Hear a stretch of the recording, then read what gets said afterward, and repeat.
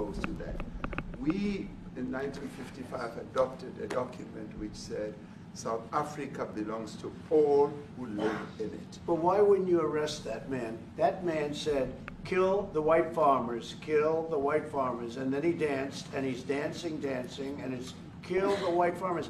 I'm not sure, but I think if somebody got up in Parliament and started saying, kill a certain group of people, he would be arrested very quickly.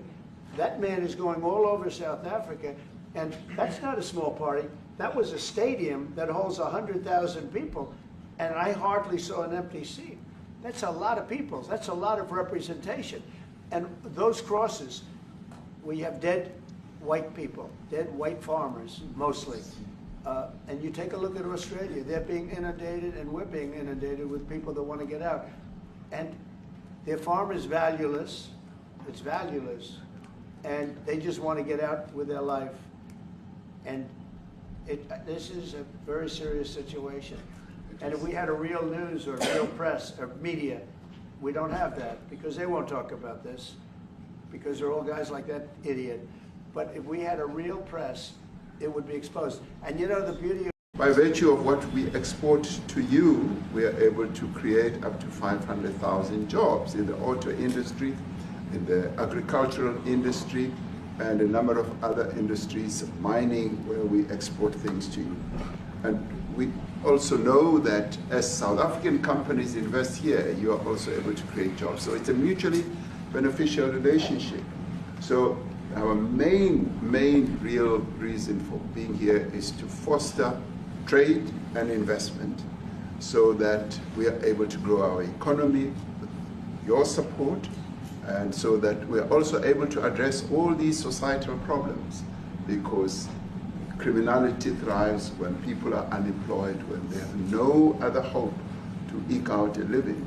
So that is what we need to resolve, and your support, your partnership with us is what is really going to give us a strong capability to move forward. Retief, excuse me, do you have anything to say? I mean, I don't want to leave you out. You know, the guy won 3 or 4 majors. 3 or 4? No, only 2. That's a lot. By the way, 2's a lot. A lot of tournaments you won too. You have anything to say? Yeah, thank you, Mr. President. President Ramaphosa. I grew up in an area in South Africa that is a farmland area, Polokwane. Yeah. And there is some issues up there. Obviously, my dad was a property developer as well as a part-time farmer. And yeah, some of these buddy farmers got killed. The farm is still going. My brothers run it, but it's a constant battle with farms they're trying to burn the farms down to chase you away. So it is a concern to try and make a living as a farmer. And at the end of the day, you know, without farmers, there's no food on the plate. So we need the farmers to produce the food. Farming, right? He wouldn't do it. He wouldn't even want to do what you're doing, right? They love farming. They don't want to leave. But it's a struggle. Yeah, and you know, food and fresh water is the most important thing in life. You know, without those 2 things, you can't survive. How is the water there? The water is great, obviously. Adhere to various policies, and in many cases, or in some cases, those policies do not go along with government policy. Our government policy is completely against what he was saying, even in the parliament. And they're a small minority party, which is allowed to exist in terms of our constitution. But you do allow them to take land. No. You do allow them to take land. Nobody can take land. And then when they take the land, they kill the white farmer. And when they kill the white farmer, nothing happens to them. No, there is nothing happens to them. There is criminality in our country. People who do get killed, unfortunately, through criminal activity, are not only white people. Majority of them are black people. And we have now The farmers are black. The farmers are not black. I don't say that's good or bad, but the farmers are not black.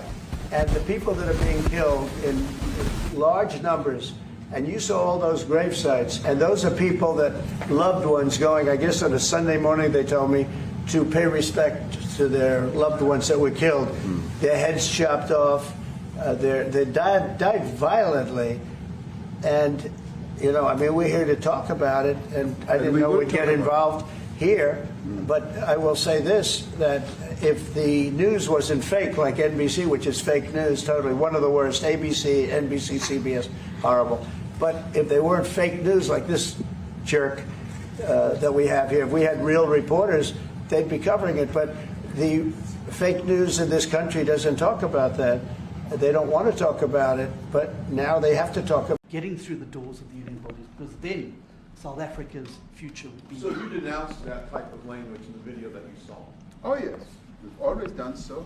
As government, as my own party, we are completely opposed to that. We, in 1955, adopted a document which said South Africa belongs to all who live in it. But why wouldn't you arrest that man? That man said, kill the white farmers, kill the white farmers. And then he danced, and he's dancing, and it's kill the white farmers. I think, I'm not sure, but I think if somebody got up in Parliament and started saying kill a certain group of people, he would be arrested very quickly. That man is going all over South Africa, and that's not a small party. That was a stadium that holds 100,000 people, and I hardly saw an empty seat. That's a lot of people. That's a lot of representation. And those crosses, we have dead white people, dead white farmers, mostly. And you take a look at Australia, they're being inundated, and we're being inundated with people that want to get out. And their farm is valueless. It's valueless. And they just want to get out with their life. And this is a very serious situation. And if we had a real news or real press or media, we don't have that because they won't talk about this because they're all guys like that idiot. But if we had a real press, it would be exposed. And you know, the beauty of exposing it is it's like a cleansing action. When it gets exposed, it'll get fixed. That's when it'll get fixed. But people don't talk about it. And I'll tell you who's talking about the thousands of people that are fleeing South Africa right now. We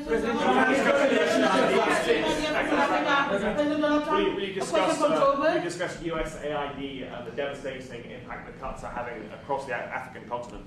Yeah, well, it's devastating, and hopefully a lot of people are going to start spending a lot of money.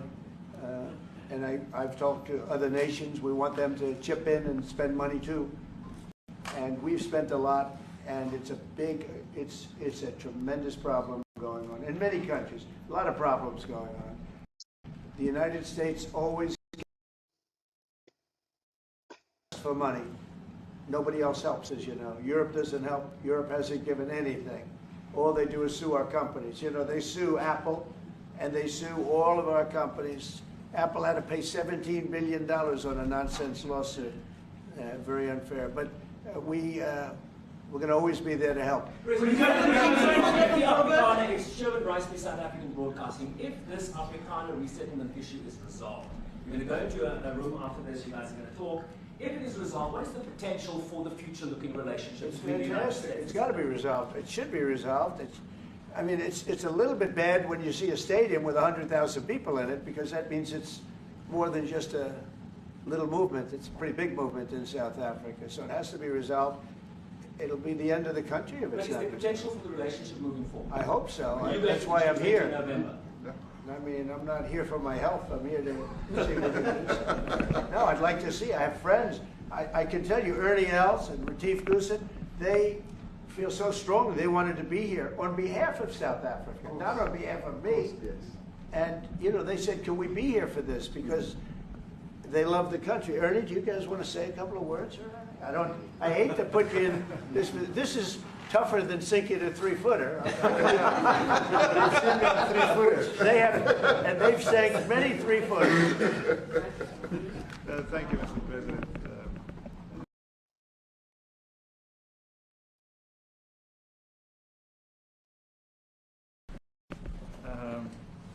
You know, we're proud South Africans. I still have my South African passport. You know, we travel with this passport, you know, and I got my visa here. So, you know, but we want to see things get better in our home country. That's the bottom line. it's been 35 years since the transition. President Ramaphosa was right in the middle of the transition time in 1990 and before that. So it's been 35 years of ANC government. And I know there's a lot of anger, through the transition. There was also a lot of stuff happening in the apartheid days. We grew up in the apartheid era. But I don't think two wrongs makes a right. President Mandela, when he came out of prison for all that time, didn't come out with hatred, and